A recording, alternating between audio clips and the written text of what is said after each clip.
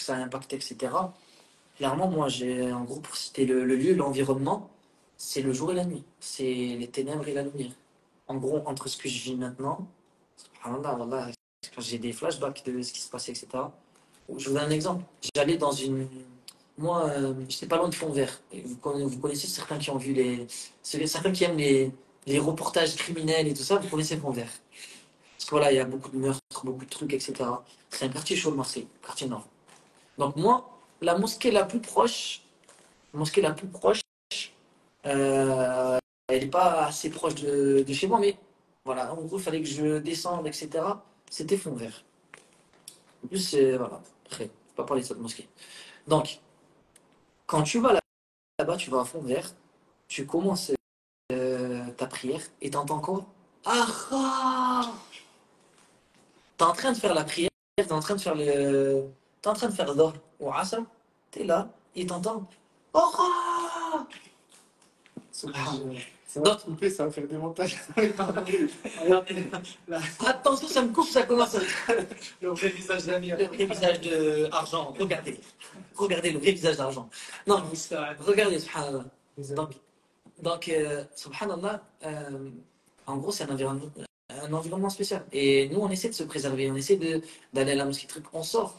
Et des fois, regardez ce que je vous dis, écoutez, hein, on passait devant ces personnes-là, et ces frères-là, en gros, qui étaient devant, etc., assis sur des chaises et qui étaient dans les trucs de shit, etc., de drogue, quand ils nous voyaient, ils baissaient la tête et ils passaient le salam.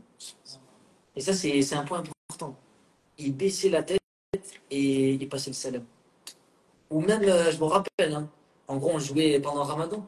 On jouait à fond vert dans un petit stade, etc. Et c'est chaud, en gros, il se peut il y a un coup d'épaule ou quoi. Ça, limite, ça m'a dit, il y en a un, il a un gun sur lui et tout ça, genre. Et il m'a dit, ouais, il est chaud et tout, je sais pas quoi, truc. Mais en gros, des fois, ça s'embrouillait pour un rien. Et ça partait en bagarre. Genre, pour un rien, vraiment. Et voilà, les gens, ils sont chauds.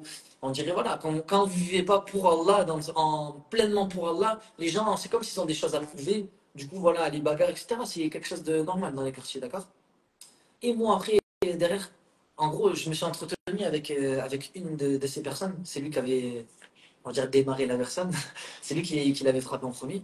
J'ai crié tout ça. Pourquoi ceci, cela? Et Wallah, subhanallah, en plus, c'était un frère. Regardez, c'était un frère il était conscient de ça, il était conscient que c'était difficile, etc. Mais certes, peut-être, en fait, ce frère-là, peut-être c'est son environnement, en fait, qui va pas. C'est le fait de côtoyer des personnes qui sont mauvaises. C'est le fait de ceci, cela. Parce que Wallah, quand je lui parlais de, de Omar ibn al-Khattab, radiyallahu anhu, ouais, j'ai parlé d'un homme fort, hein, qui maîtrisait du coup sa colère et qui était fort, et que la religion, c'est pas de frapper n'importe qui comme ça, truc, etc. Non. Et l'homme fort, d'accord, comme il dit le professeur Lassem dans le sens, c'est le fait de celui qui retient sa colère, d'accord. Et subhanallah, et j'ai dit, tu connais Omar et tout ça? Il m'a dit, non, je connais pas. C'est des frères, voilà, Hamdika les préserve.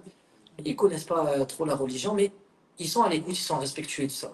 Et ça, peut-être, comme on a dit, c'est encore une fois, c'est l'environnement, quand tu restes dans des environnements ou avec des fréquentations qui sont. Et des fois, subhanallah, quand tu habites dans des quartiers, il y a des embrouilles de grands.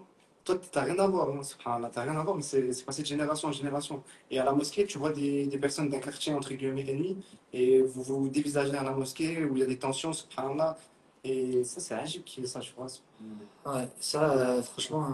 Et tu avais dit un truc intéressant, c'est quoi? C'est le fait que dans un quartier, en général, hein, d'accord, je dis pas c'est le cas pour tous, en général, les gens, ils veulent pas que tu avances. Ah, c'est vrai, ça, subhanallah. En gros, si tu es validé par la team, c'est que tu es un mec marrant et que tu traînes avec eux. Si maintenant tu commences à faire des projets, tu commences à truc, ou tu commences à partir, etc., limite ça va dire oh, t'es passé où? Ça y est, t'as changé. C'est cette phrase. T'as changé, oui. Même t'entreprends des choses, ça te termine. Ouais, ça Et ça, il y a un frère Par exemple. il y a un frère de l'équipe, il vient de la même région que moi, Ouais. et il sait très bien comment c'est là-bas. Subhanallah. Par exemple, cette amie, ça dit quoi? Je sais pas, des gars, mais même, ils sont... En fait, t'as l'impression. Qu'est-ce que tu fais l'entrepreneur? Non, par exemple, moi, C'est-à-dire ça. moi, je fais de la calligraphie, par exemple. T'as vu, j'ai commencé, je faisais de la calligraphie et tout. Il est mignon. C'est mignon. Non, je sais qu'il y en a qui me cassent. Non, je sais. Mais ça et tout, ils me terminent, voilà. Mais au fond, je sais qu'ils sont avec moi, tu vois. Ils Ouais. vont pas le montrer. Ouais, mais enfin, c'est dur. C'est comme ça au quartier. Tu vois, Non, mais ça, c'est rien. tu viens mal, frère. Même le fait que voilà, je suis parti dans un pays tout seul et tout, voilà, pendant quelques mois, après, ça m'a terminé. Ça m'a terminé. Bon, c'est vrai que. En fait, il y avait des frustrés. Ils veulent ton nom. En fait, ils sont jaloux. La jalousie, elle est très présente en France. Voilà, la jalousie, elle est présente. Ça, et en France, moi, je vous le dis, hein, en France, elle est plus présente que ailleurs. C'est parmi les top pays. Vraiment, vous voyez, écoutez, hein, ici, si je vous dis ça, c'est parce que je suis conscient des mentalités russes. J'ai vu en Égypte, j'ai vu ici. Je suis conscient des mentalités des Anglais. D'accord? Je suis conscient des mentalités des gens du Kirghizistan, du Bangladesh. Là, ici, en fait, à l'université de Médine, moi je suis à l'université de Médine, il y a toutes les nationalités. Tu es dans une classe, il y a peut-être aucun Français avec toi ou un seul Français, subhanallah. Et tu vois, toutes les nationalités, etc. Limite, en gros, les Français, par rapport à comment ils se comportent, c'est des aliens. Et voilà, c'est vrai. En gros, c'est plus mais comment, pourquoi? Il y a des histoires qu'on fait entre Français pour rien, alors que vraiment, dans d'autres nationalités, jamais de la vie, en gros, on aurait pensé à ça. Alors qu'on devrait s'entraider, justement. Mais malheureusement, c'est pas la mentalité Dans française. le Après, marché, on est connu pour être mauvais entre nous. Même ici, et même, je vous dis, hein, les Belges, hein, et moi, je vous dis, c'est pas méchant, les Français. Hein, je suis moi-même, les Belges, ils sont meilleurs que nous. Et les Suisses sont meilleurs que nous par rapport à ça. c'est pas les francophones, c'est les Français. Ouais, voilà. Moi, je dis, et c'est, voilà, c'est pas méchant, hein, vraiment. Je suis moi-même, donc de Marseille, etc. Mais il faut reconnaître les choses. J'estime que, en gros, les Belges ou les Suisses, ou les autres nationalités en général, ils sont moins dans cette vision des choses. Wallah, les Belges, wallah, ils sont trop haïs.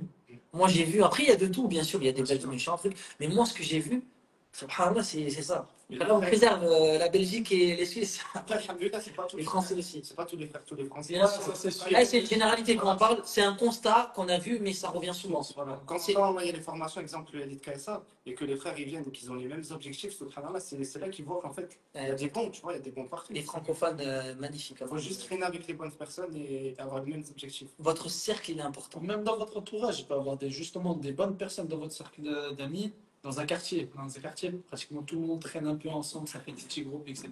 Mais quand tout le monde se retrouve, ça peut sortir le mauvais côté de vous. C'est vraiment la faute. Exactement. Alors que la personne de base, elle est. Même des fois, en gros, par exemple, dans le quartier, si en gros tu fais pas certaines choses, genre, limite si tu parles trop poliment, en gros, c'est quoi ça? En gros, la personne qui va être le plus grossier, c'est lui qui va être, en gros, élevé, respecté dans le quartier. Ou celui qui va faire le plus de péchés, c'est lui qui va dire, ah ouais, lui, c'est un bon. On ne se rend pas compte, les frères. L'environnement, C'est vrai. là je répète, l'environnement qu'Allah nous facilite. Mais voilà, ça y joue. Et allez, on a pris l'extrême, on a pris l'extrême, même si je pense que c'est le cas de beaucoup de frères qui sont. C'est vrai ou pas? Dites-moi, Inch'Allah, dis-moi, Aïlé, qui est dans des quartiers et ressent un peu ce que je suis en train de dire. Mais voilà, en gros, dans le sens, il n'y a rien qui est fait pour que tu réussisses dans le quartier, mis à part peut-être un frère, deux frères, avec.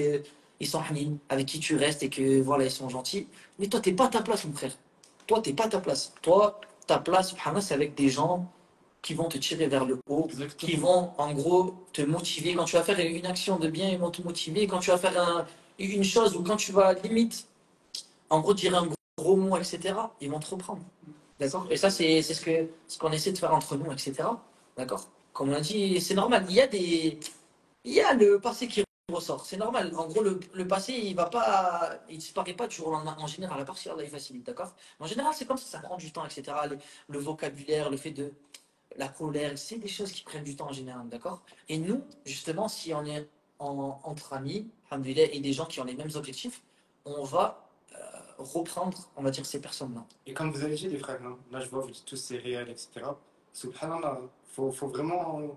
Même si vous voient comme des fous, laissez-les vous. Soyez fous, mais soyez un allié d'Allah. Parce que plus tard, Exactement. plus tard, ils viendront vous voir et justement, ils vous demanderont des conseils. Et ils vous demanderont comment vous êtes parti du quartier. Soyez bienveillants surtout, ne soyez pas durs. Moi, ma question, c'est quoi ton avenir dans le quartier, mon frère? Voilà. C'est ça. En gros, c'est quoi ton avenir dans le quartier? Maintenant, c'est quoi ton avenir, je sais pas, au Maroc, en Algérie avec une famille, ou ici en Arabie Saoudite à Médine, c'est quoi ton avenir? Magnifique, machin. Et ta petite famille, alhamdoulilah, et ton petit cercle. T'as pas besoin de 40 000 amis, je te le dis, rien. Alhamdoulilah, t'en as 5, même moins, c'est très bien. 3, ça suffit, moi je te le dis. Et c'est bien de rigoler au quartier, mais Ah, un gratte, il n'y a rien à gratter. Et en plus, quand tu rigoles en général avec ce genre de cercle, etc., souvent c'est excessif et c'est des choses qu'Allah il aime pas. Ça peut aller trop loin, ça parle de femmes, Ça peut rigoler sur la religion, des fois. ça peut rigoler des femmes, ça peut donner des mauvaises réputations aux femmes, c'est des choses très très graves. Ou ça peut parler de perversité, ça peut rabaisser la religion, ça peut en gros essayer de, quand j'ai rabaissé la religion, ça peut parler mal de la religion, etc. D'accord? Même faire des blagues sur la religion, vraiment, je ne rends pas compte. Les relations. Surtout quand tu commences à te transformer, c'est-à-dire alhamdoulilah, essayer de faire le bien. Oh, C'est là que tu maintenant, vois, on préserve les 5 prières obligatoires, comme je l'ai dit. Oh, ça y est, t'es un imam, toi. T'as changé, t'es quoi? Ou même, on va commencer à te poser des questions de fier, alors que juste parce que tu connais rien. tu connais rien, tu préserves juste tes Je 5 parle prières même pas à obligatoires. toi, frère. Tu me poses des questions. Quand on commence à te dire oui et tout, mais de toute façon, lui, ça y est, c'est un pieux, etc. T'as fait tes 5 prières obligatoires, subhanallah. Ouais, c'est Regardez comment on est bas là. Alors que là, c'est pas pareil. Là, subhanallah, là, clairement, à chaque fois, tu vois la mosquée, il y a quasiment tout le monde qui reste pour faire les surrogatoires, etc. Il y en a balèque, tu vois. Il y a l'environnement, il y a un impact, que vous le veuillez ou non. C'est-à-dire, même tes enfants, ils seront impactés. Et ça, c'est important de le dire. C'est important de penser loin, même si je ne fais pas pour toi, Harry, ou ma soeur. Allez, pensez à vos enfants. Inch'Allah. Pensez à vos enfants, alhamdulillah. Eux, vous le veuillez ou non, vous allez dire oui, mais moi, je vais les encadrer, je vais faire en sorte que. Non, Harry. D'accord? L'environnement, c'est. Et je pose une question, on parle d'enfants. Et on va se répondre sincèrement. Tu fais les 5 frères. Je fais les 5 frères obligatoires. Il fait, tu parles couramment arabe, shawarma, il a ketchup. C'est bidouni, ça, les gars. Donc maintenant, je vous dis une chose qui est réelle. Vraiment, vous voulez être sincère envers vous-même, je vous sors